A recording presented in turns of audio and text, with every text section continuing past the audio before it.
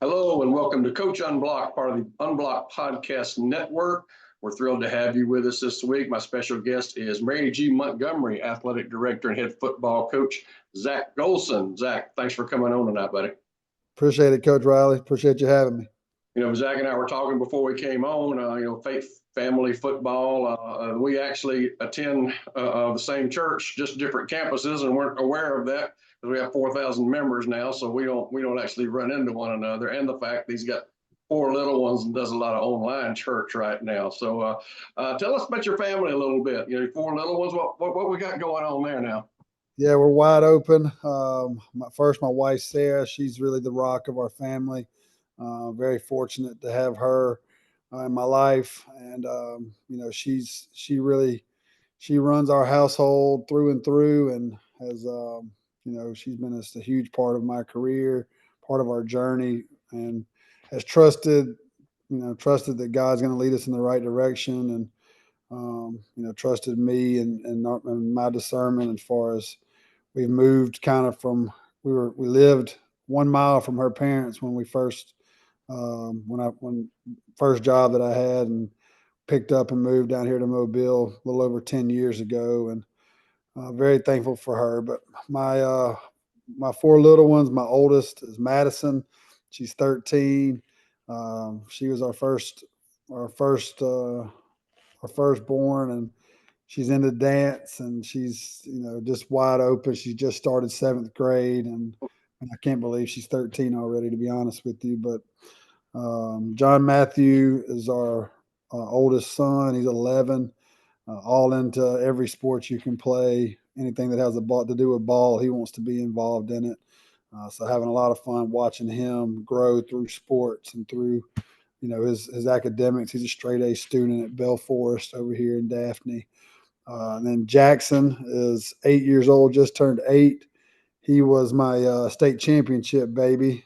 He was born the week before we won the state championship in 2015, and so he kind of he was on at Bryant Denny a week old, and it was a special moment. And then our youngest is Addie Grace. She's 5, and she is definitely the boss of the family. So it's wide open for us.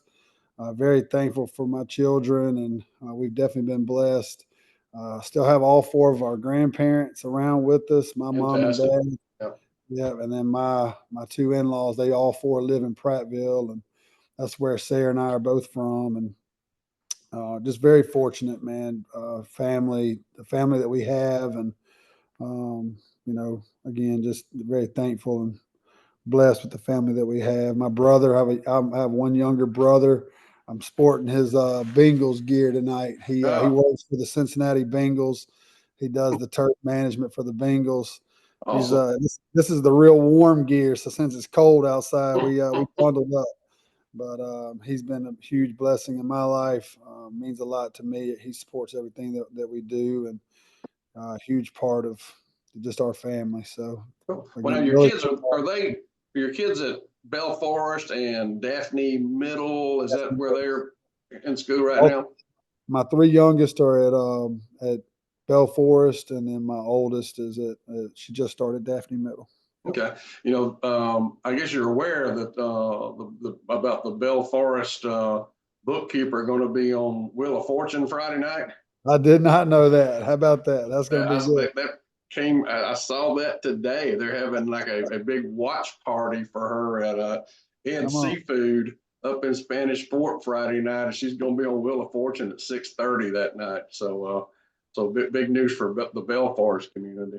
There we go. That's pretty cool. So now, families from Prattville. Where did you go to college? So, I played at Otaga Academy, a little small Mm-hmm. school there in Prattville. I ended up transferring and playing for Bill Clark at Prattville High School. Mm-hmm. Very fortunate to get to play for Coach Clark. I walked on at the University of Alabama as a quarterback. It's a crazy story. I played quarterback growing up, and then when I transferred to Prattville, I ended up playing wide receiver. They were running I formation, double slot, and that really wasn't Mm-hmm. my forte. I was more of a shotgun, throw it around kind of guy. But was athletic enough to play the single receiver. Had a lot of fun that my senior year. We went 12-2, made it to the semifinals, 2002 season. So I was very fortunate to get to play for Coach Clark. Walked on at Alabama. I did still get a chance to play quarterback at Alabama, played in the spring game. My freshman year, Brody Kroll and Spencer Pennington were hurt. And so I was fortunate to get to go in and play some snaps. Wasn't good enough to play at Alabama, but did get to play 4 years at Huntington College in Montgomery for Mike Turk. Right.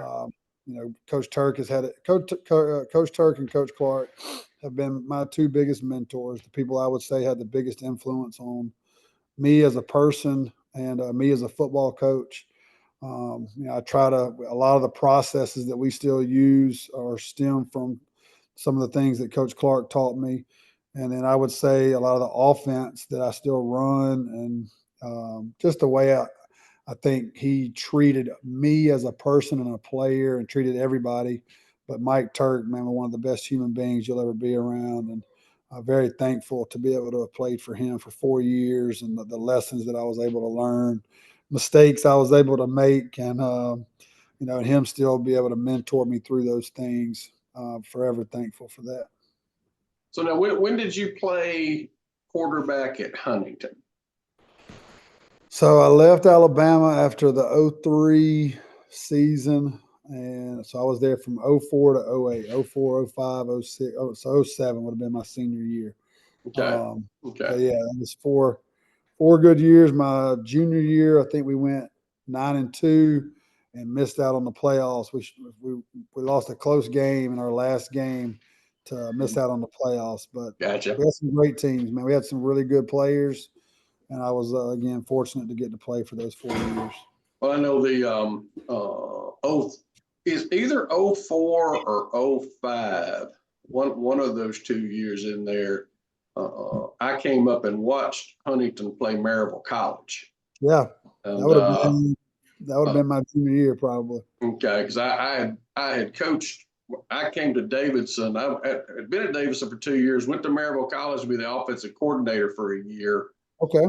Then the job came open at Davidson, and I came back and took it. And but I went to watch Maryville and Huntington play because I had coached all those guys and wanted to get up there and watch them play. And so I may have watched you play unknowingly. Small world. And of course, me and Mike have common backgrounds in that we both played for Rick Rhodes, and that Rick was his head coach at Troy, was my offensive coordinator at North Alabama, and then I was Rick's offensive coordinator at Southern Illinois. Come on. And so Mike and I both terminology-wise, no huddle, wishbone. Our terminology would have been verbatim the same. Yep. And as a matter of fact, a lot of that terminology I learned in that stretch, we still used all the way through till I retired. I mean, there was, we're west in Denver and east in New York and north in Dallas and et cetera, south in Boston, et cetera, et cetera, et cetera. I mean, the same stuff. He and I could speak the same language. And then Bill Clark, of course, we had a one really fine football game when I was at Davidson in 04. We went up there and played in the playoffs in 04. And it was a tough place for the road teams. No question. They beat us 20-14. We fumbled it on the 8 going in at the end of the game trying to win it. And it was eye-opening for us in that our kids had never been anywhere like that. Nobody from Mobile, that they thought that teams down here thought that they knew what home field advantage was. They did not know until we went the week before and watched them just beat the stew out of Robertsdale and sat in the stands to get a feel of it. And see where the visitors' locker rooms were and where we got to come out and see what's going on. Holy cow, our guys are, our guys are going to lose their mind when they do that to us. So we've got to prep our guys for this so they know what's going on and don't lose it in pregame. And so it was a very eye-opening experience to go there and see what a true high school home field advantage was at that time. And like I said, it was a heck of a game. There were some great football players on that field that night. And Well, you're gonna remember these because they were kind of there at the end. But man, one of the reasons that I was so excited to get to sit with you is two of the games that we got to coach against each other. And you probably didn't even know I was coaching on the other side. But when you were at Davidson and we were at McGill, and 14 and 16 were two of the best games that I've coached and been a part of, especially the one in 16. Right, the double overtime game. Bubba Thompson was such a special player. We had a really special team, and y'all played us as good or better than anybody played us all season to the state championship. So Cephas, our quarterback on that 16 team, is with the Buccaneers. He's on the practice squad with Tampa Bay as a wide receiver. And, so he's hung in there and done well. And it was the 13 season and the 16 season that were the two the 13 we went for it on fourth down there, fourth and about 2, and all we wanted to do was get it in field goal range, run the clock down to 3 seconds, kick a field goal, win the game, and go home. And Camp Jackson breaks it for a touchdown. And I looked at our folks and said, we scored too quick. I didn't want to score, guys. I just want to kick a field goal right there. What am I going to tell him to do? Lay down? And y'all end up scoring with like 6 seconds to go and winning the game. And Jason Smith, I think, was the quarterback at that time. It may have been Harry Satterwhite, I think, was the quarterback in 13. It was 12. Then it was 12. Then 12 the season I'm talking about. And 14, y'all probably beat us. We beat you in one little window in there. We did. 17, 14. And then 16, I still remember arguing with the officials about we should have gone to the other end of the field after the first possessions. Right, I remember that. And they just said, no, we don't. I said, yes, we do. We don't stay down there in front of their band the whole time. We should be at the other end now playing. And no, and then of course, then the next day they call me and apologize and say we screwed up. You're right. We should have moved it to the other end of the field. And but the flip side of it, we shouldn't have dropped the ball, faking handoff, got a guy wide open back of the end zone. We're going to win the game because we held y'all to 3 finally. Sure and touchdown wins it. We got a guy screaming wide open for a touchdown, and we hooked the ball on the running back's hip on play action and leave it on the ground. So, it's funny. That's you can remember all the little details. 7 years ago, and I still see that ball hitting Dante Edwards' hip. So we had that, and of course the number of times that we played McGill that we won 3 region championships in my time there, and we finished second like 5 times. Yeah. And like 3 of those, McGill won it and beat us in 1-score games. it was that close, to winning 6 of them.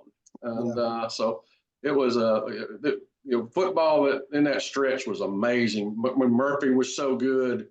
And had speed everywhere. And then you had the Daphne teams that were so good in that stretch with TJ Yeldon and those folks. It was some fun Friday night. Whoever came out of down here had a chance to make a run every time. It's once you got done, if you could just find a way to get through either Prattville or Auburn, you had a chance.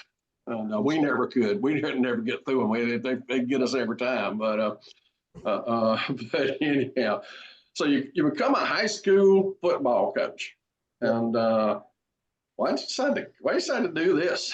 Well, shoot, I'll tell you, my year playing with Coach Clark, I think really made me realize this is what I want to do. The impact that he had on me and all the guys around me. I mean, you could just see it day in and day out. Mhm. You know, and not just him, but his entire staff of guys. You know, David Faulkner was Right. on that staff. Um, DeJuan Walker was his defensive coordinator. Mhm. There were so many guys that still are still around coaching that were on that staff, and just had a major impact on us. And I just, I guess God put it on my heart that this is what I want you to do. I was talented as a player. I was a good player. I wasn't a great player. I loved it though, and I loved my teammates. And I was a guy that was a captain a lot on my Right. teams, and so I knew I loved the game. I knew I wanted to have an impact on people, and this seemed to be a good route to do it. And I coached basketball while I was playing football in college, high school basketball at Otaga Academy. We won a state championship, and the guy I worked with, he was a Hooper Academy alumni, and got me connected with Dr. John Niblett, Josh Niblett's father, Right. who was a legendary coach who won many state championships. And it just seemed like a great place to go and get my feet wet and learn from somebody that had been doing it for a long time. So we jumped in. They had been in a kind of a rough situation. Hadn't won many games, maybe 4 games in 4 or 5 years. And so jumped in and decided, let's go have an impact. And sure enough, with first year we went 4-6. Won 4 games in one season, which was a lot of excitement about that. And then Coach Clark called me actually to come down and be a GA. I came down in G8 at South Alabama for a year, and that was a great experience. As fate has it, I went back to Hooper Academy for 2 more years as the head coach and got them into the playoffs. Went 6-5, a couple of years there. So those were a great experience. They hadn't been in the playoffs in 20 years, and so those were great years to be able to do that and serve and have a positive impact on a lot of people.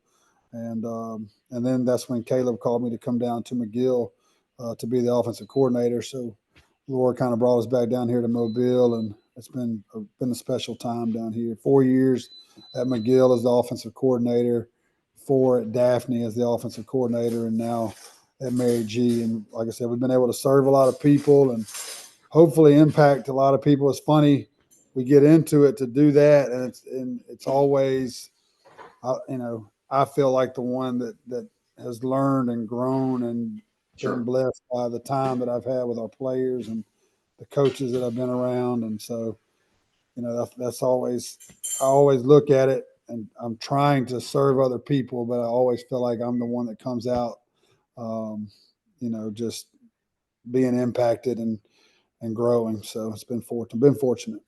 In your private school years, you're somewhat like me with my college years and out of state years. You're going to have to coach till you're like 57 before you get to 25, and ain't you? That's true. That's facts. You're running the numbers in your head. You're exactly right. 55. If I stay in if I can stay in public education, which like I said, I'm fortunate to be able to do what I do, and who knows? Coach Saban did it till he was 72, so I guess we'll just keep chopping away. There you go. Well, now you went from Daphne as coordinator to the Mary G job, correct? Yep. So Baldwin County schools, Mobile County schools, all the way as far away in Mobile County as you could possibly be and not be in Mississippi. Yep. What attracted you to that job? So when that job came open, the principal was Marlon Furl, and I have a lot of respect for Mr. Furl. Got to know him through some friends of mine, and when we were kind of mutually brought together through a friend, and we sat down and talked, and our visions really aligned. He felt like he had his school where he wanted from an academic standpoint. The other teams in the school have been successful. Basketball have been successful. Baseball have been successful. Softball's always been successful. The one thing that had kind of struggled was football. And, the big thing was, can we keep our kids here in Sims? Right. If we can do that, then we got to, feel like you can be successful. And I kind of painted a vision of what I thought we needed to do to keep our kids. And We've been really fortunate in the first 2 years to hold on to our guys and even see some guys that were Sims kid that played in Sims Park that came back to Sims. It was a big deal to get those kids back into our school and into our football program. So, and no doubt. I mean, when I was president of the Mobile Coaches Association for like the county association for like, I don't know, 6, 7, 8 years. And Miss Peak, asked me one time, what have we got to do at Mary G? How do we get that program where it needs to be? I said, ma'am, there's a big old sidewalk that goes all the way around every school that is self-contained. I said, everybody that starts school inside that sidewalk has got to finish school inside that sidewalk. I said, somebody who can do that. Yeah. They're players there, man. I mean, they're all. I mean, they're just playing for McGill, they're playing for Blunt, they're playing, right, all over, and you got to get them to play for Mary G. That's it. And one thing that we're so close. It will not shock me if it happens before next school year. You're right though. There is a 1 mile track, 5K track, if you will, sidewalk that goes around our middle school, our elementary school, our high school, and our park is right in the center of that. Right. And we first got there, all 4 places were different mascots: Vikings, Bulldogs, Cardinals, Colts. Well, it's going to be hard to hold on, keep everybody, unite everybody if we're all a different mascot. So we're fighting to get at least that square should all be Vikings. Right. Our park changed to Vikings as soon as we got there. They were all on board. And I really believe that our middle school and our elementary school are going to do it, and possibly some of our outlying elementary schools. The excitement that we had this year was really a cool experience, and seeing people, excited about it. And again, you're representing the community of Sims out there. And so all those people they really want to be, under one banner. And I think, it's not going to surprise me at all if we make that happen. And again, it won't be just me. It'll be a lot of people that I think we tried to do that before and just haven't quite got it done. So hopefully we're able to here soon.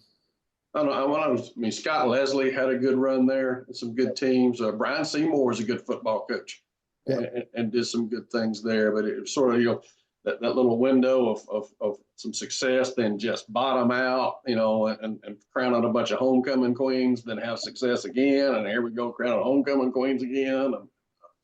And what you're saying is exactly right. I mean, we talked about at Davidson forever, the disadvantage of our kids not growing up their whole lives to growing up to one day want to be warriors. I mean, that Daphne, your kids have got little Trojan shirts on, probably haven't had them on since they enrolled in school. Yeah. And all those types of things. Stuff. Oh, yeah. No question. Were you able to hire coaches? How did that work out for you? That was another thing that we talked about with Mr. Furl, and he was very on board with, was bringing in a staff that we thought, had the experience and visions aligned as far as how we wanted to coach our players and just how we wanted to attack every day. But Alex Page was definitely the first guy that I reached out to, and he was excited and on board. He's my defensive coordinator. He was just selected as the ALFCA 7A Assistant Coach of the Year. Fantastic. Yeah, the improvement of our defense in 2 years has just been unbelievable. Yeah, I coached against Alex. I remember Alex. So yeah. And we gave up, I guess the year before we got here, they were giving up maybe 38 points a game. And then this year, 2 years later, and last year we gave up, I think, 21. This year we gave up like 7.9 per game, which is really incredible in the time, the day and age that we play. I mean, the game is really geared for offense. It's geared for people to score points, the way penalties are called and the way, just the way that the game's played, up tempo. Right. So to do that was really impressive. And, we played some tough playoff games at home and we were able to hold people to low points. Even Central Phoenix, we held them to 21 points, which was very impressive. And we had some really good players on the defensive side of the ball, guys that love to tackle, and they did a great job of teaching tackling and making it a big part of who we wanted to be and the way we wanted to play the game. So ton of credit to Alex Page and his guys. Enrique Williams, Ramel Jones. Enrique played at Blount High School. So all three of those guys played at South Alabama together. And we were able to bring them all on board in year one. And so that was a really a big deal for us. Shoot, yeah. To have guys that like-minded, all played for Bill Clark, and all played together and knew, wanted to fight for each other. And the kids kind of fed off that. I really believe that they've, learned a lot from those three guys in particular when it comes to defensive football. So, do you call the plays? I do. I've called it the last 2 years. I was able to hire an offensive coordinator, Andrew Reeves, who was with me at Daphne. He's a young coach, and but Andrew did his student teaching at Davidson for you, and coached and was my quarterback GA at the spring that he was there doing that. And, I'm glad he got a haircut. I'll say that. That's great. No, he's done an incredible job. It's funny you say that because he talks about his experience with you all the time and how much he learned, even though he was there with you for just a short amount of time, just the amount of football that he was able to pick up and learn. And I knew when I got him that he had been around you, and that was going to be a major asset to him. I appreciate that. So, but yeah, I couldn't get him to come in year one. I tried and tried. He lives still over here in Daphne. Mm-hmm. He had just had a baby, and but I think going into year two, I think it was maybe a little easier. We had shown a little progress, but he was a big hire, and it took a lot of duties off of me when it comes to game planning and things like that. I still called it, but he did a great job and could have called every play as good as I did. So excited about him and the future that he has. I'm going to do my best to help groom him and let him start taking some of that over because he's more than capable and a rising star in our profession. So, well, and I always felt that as an offensive coach, play caller, my two most important hires were defensive coordinator and offensive line coach, because those were the guys that I'm not going to see a whole lot during practice. And you just expect that the finished product, when it arrives, is what you want it to be. No doubt. But through meetings and through off season, we couldn't do as much in the off season as y'all do now, but so meetings and walkthroughs and stuff like that, and if you didn't have those two guys in place, you were just always sort of scrambling. That's an issue. That's right. Devin Crawford, who I hire as my O-line guy, was able to get him early on January. So I got hired in January 2 years ago. That was a huge deal. Mm-hmm. I started January the 1st. We started out with 40 players on our roster and had 185 kids sign up in the first 2 weeks. Now, wow, 185 didn't make it through spring, but we did. We've been fortunate to keep around 115 kids. Pretty solid. That's awesome. Yeah, it's been great. I mean, they're out there. They want to play. They want somebody. We spend a lot of time with them. We love them, and we're going to fight for them. And they know that. I think they can feel that, and that's why they're out there. So, but Devin Crawford's done a great job with our offensive line. We were actually able to hire a guy, Jacob Carter, that played at Baker, and I ended up playing at Faulkner. So I've got two really good offensive line coaches. I probably shouldn't say that too loud because I love to be able to hold on. I'm with you. I mean, our best teams had two offensive line coaches. Yeah, the best teams we had, we and whether it was built centers and guards, tackle and tight end, or play side backside, whatever you were doing system wise that fit those guys. And our best teams we had two, and it's I mean, folks still don't understand what especially if you're a tight end offense and you've got six guys, and what a dance it is to get six guys going the same direction and doing the right things with one guy trying to watch them. And that was, of course, back in those. I mean, I'm sure y'all drone everything and film everything now. Back in those days, there wasn't no droning or filming. I mean, you just, it better look right when you come to team, because I haven't seen what you've done the last hour and a half. So that's right. That's right. So no, those two guys have worked great together, bounce ideas off each other, and just the chemistry of that room is really strong. And I think we had to replace 5 O linemen. My first year, we had 5 senior O linemen that started pretty much every game. Couple of guys, couple of sophomores that played, 2 or 3 games, a good amount of snaps, but we really started from scratch. And those guys did a great job, man. They paved the way. They protected our quarterback. I think we gave up 13 sacks in 13 games. So pretty incredible year for us up front. And we got a lot of experience coming back too. So. Well, now, how did your she was on the other foot this time now when it came to scheduling. And you've been, when you went there, you're the first guy everybody around looks up to get a game. I have been there and done that. And now all of a sudden nobody wants to play you. How did your schedule work out? It wasn't as bad as I thought. Robert still, came into the region. We had played them last year, so kept them. And then Bay Minette, our games with Bay Minette have been really good. The crowds have been good. And so they actually we got back on the schedule with them. And then the other 2 games, we played Williamson and Charles Henderson last year. Mm-hmm. We actually are going to play Pace, Florida, and Gulf Shores this year. And Gulf Shores, I called Gulf Shores early on. I knew they were going to 6A, and I didn't figure too many people were going to play them, want to play them. Initially, they didn't want to play, but I think he realized pretty quick that he ain't going to get no games either. That's it. And so it worked out. And Pace kind of had the same problem. I don't think many people around there want to play those guys. So, those 2 games should be really good games for us, out-of-region games that'll help prepare us for 7A region play. Probably be pretty athletic with Gulf Shores, and Pace should be similar, big physical team. Guy that's been there for a long time instead of the coach. I don't know do you know the guy's the head coach there? I think his name's Kevin Smith. Can't remember his I don't know the name, but I know I think Fairhope's had to play them off and on over the years because Fairhope was struggling getting games, and Fairhope has a little down cycle, and they're able to get 10 games in the state of Alabama, and it's coaches are amazing now. That scheduling stuff is something else.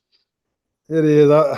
It's always fun time of year just to see kind of how it's going to play out. Which, again, we were fortunate with the region. 7.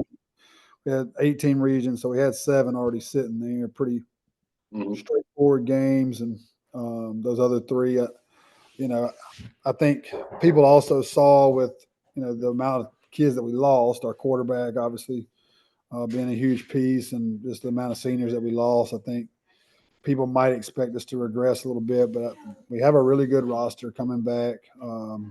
Should be really strong on the O-line and D-line and in our boxes. And then we've got really good skill, solid skill, and, look forward to seeing all this. We got to develop. We got to coach our behinds off. We talked about that as a staff we've got good players, but we're going to have to coach. So that should be so. I'm really so happy for y'all because again, that Mary G was always a place that in my years I had a good relationship with Coach Seymour. We talked a lot. We both have option backgrounds. He ran it a little differently than we did, but it's still we'd sit next and know and talk about his unbalanced stuff that he was doing and motioning out of it and how cool it was. We stole some things from him over the years. Always. And so, but I just knew that if somebody could just keep them, as we said, inside the track, inside the sidewalk, and but also all those other things that go into it, as you talked about.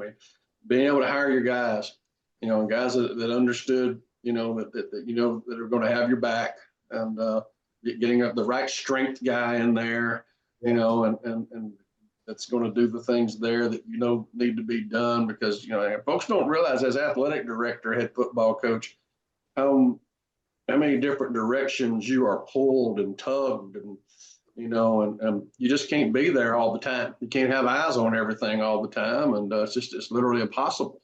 That's right. Well, I will say this. Fortunately, I'm not the athletic director. Oh, okay. Okay. Yeah, that was one of the things that me and Mr. Farrell talked about when I took the job. I told him that I really did not want to be the athletic director, that I'm going to support all of our other sports. But because of where the football program was, Right. it felt like I wouldn't be able to do it justice. I wouldn't be able to do, we would not be where we are today if I was the athletic director. There's no way. The time that it was going to take. Haley Colbert is our athletic director. She was the girls softball coach there for a while. She's an assistant principal, and she has done a phenomenal job. Just the support she's given us and all the other sports, she's really doing a heck of a job. So our administration's been great, man. They've really supported us, our community, the city of Sims. I mean, we would not be where we are right now and have the success that we've had the last 2 years without all those people. So now Chip Minton's your principal now, correct? he is. Chip's done a great job too, stepping in, and it was kind of a crazy transition. Mr. Furl actually took a superintendent job before we even played a season. So he and I only worked together for about 6 months, but he did put a lot of things in place as far as hiring guys. But obviously, Chip knows the game and has been around it a long time and knows the things that it takes to be successful, and has been open to our vision and kind of the things that we saw that we thought were important. And he's been extremely supportive and really just a good mentor and somebody to lean on. That's the experience he's had. And like I said, as a coach and as an administrator, have been critical to our success. So. And it falls on my generation in terms of how few of head football coaches today. Hey, buddy, have that went into administration. Yeah. And the two main things were they actually started paying coaches. Sure. So the pay jump wasn't enough to really sort of justify giving up what you love to do what you need. Right. And then the other one though was watching what high school principals, what they were having to become and having to do. And it wasn't about running schools, it was just so many other things that the day-to-days can be tough. Coaches just didn't want to deal with. Sure. And so Chip's, one of the few left that's an old ball coach sitting in the principal's office, and it makes a difference. It does. It does. Having somebody that's been there, done it, and just understands the time that it takes, I think is probably the biggest thing. That's one thing me and Mr. Furl talked about, and he was a ball coach too, and so that was the biggest resource that you can provide is time. Time with our coaches and time with our players, and so I've been, like I said, fortunate to have those two guys that just wouldn't be where we are without them. Sure. Well, so somebody who understands how to build a master schedule and get all your players with you and all of your coaches with you at certain times and developing all that for you, as opposed to everything being, we did the best we could. No, the scheduling element of the master schedule, if people if they've never had it, and I've been places where the master schedule did not fit what we needed to do, and it just killed us. And then you go to Davison or you go to Mary G now, and they say, at Davison the band schedule always got done first, and then football was next, and we got taken care of, and we had very, very few issues over the years because we'd get those guys in back fifth block in the day and get, sure. If not all of your coaches in fifth block, almost all of them in fifth block, and working with that and just the what that does for you, this accumulation of time that you get to spend with one another over a year, and over the years, the difference that it makes. And, the one thing that I tell people and I try to sell is that at the end of the day, I want to be a good dad and a good husband too. Right. And if I don't have that time, then I'm going to be, the job takes what it takes.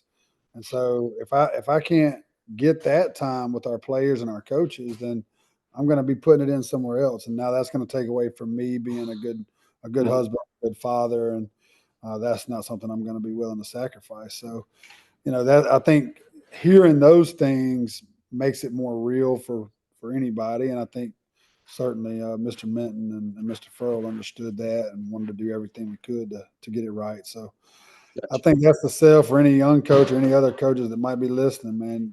At the end of the day, that time that you get with your family is the most critical. And to be able to do that, you got to figure out a way to work it into the school day some way. No question. And I know when I took when Mr. Copeland offered me the Davison job in the spring of 04, we sat down and I said, and it was athletic director at football and I said, sir, I want this job. I've got a good job at Maryville. I'm happy at Maryville. I want this job, but from the AD's perspective, sir, my kids are 12, 10, 8, and 6. I'm not going to go to every sporting event. Sure. I'm not going. I'm just not. I'll see every team that falls under my leadership once. At least once. That's right. And at least once, but otherwise, I'm not doing it. And if that's what you want from me, sir, I can't take this job. That's right. And he said, Coach, I don't even go to all the games. he said, we'll get it handled. I said, well, then I'll take the job, sir. And that's right. And so that's you're right on with that. It can be done, and it can also be overkill, and kids are in the bed before you get home every night or 5 nights a week, and it ain't worth it. It just ain't. That's right. No question. So spring practice, when do y'all go spring? Y'all go May with late because of all the other sports? Yeah. So we'll do that conditioning week. We try to spread it out over 4 weeks. We do that mm-hmm. 3 days of conditioning. Mm-hmm.